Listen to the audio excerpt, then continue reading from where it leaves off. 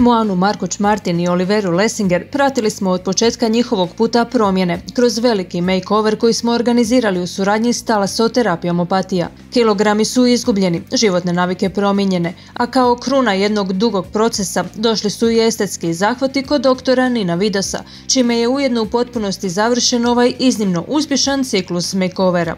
Evo njihovih dojmova. Osim što je makeover gotov, evo skoro i ova 2020. gotova i drago mi je da je mogu ovako lijepo, vitko zaokružiti. Ja sam išla na operaciju podizanja grudi, tu je u biti samo miče se višak kože, odnosno volumen samih grudi ostaje.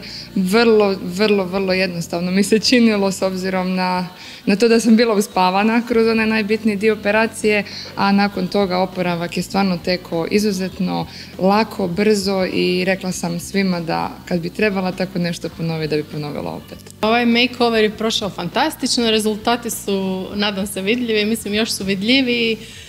Zadnji dio estetske kirurgije koji sam odradila je zaista nešto što bih preporučila svakoj ženi koja će se suočiti sa viškom kože nakon mršavljenja. Ja sam radila abdominoplastiku ili micanje viška kože s trbuha i mogu reći da se osjećam kao da imam novo tijelo, skroz novo, znači životna transformacija. Oporavak je kod obje kandidatkinje tekao uredno, a operacije su bile u potpunosti uspješne. Zadovoljstvo se vidi i na licima Moane i Olivere, koje su prije finalnog fotografiranja iskoristile još jednu u nizu usluga koja se nudi u opatijskoj talasoterapiji. Riječ je o frizerskom salonu Talaso Art. Frizure su odlično upotpunile styling s potpisom poznatog dizajnerskog dvojca Elves, a pred njima je sada uživanje u izvrsnim rezultatima koje su postigle zahvaljujući svojoj volji, disciplini i velikoj podršci cijelog tima talasoterapije, bez kojeg ovo ne bi bilo moguće. Za neke ova čudna 2020. godina ipak nije bila loša.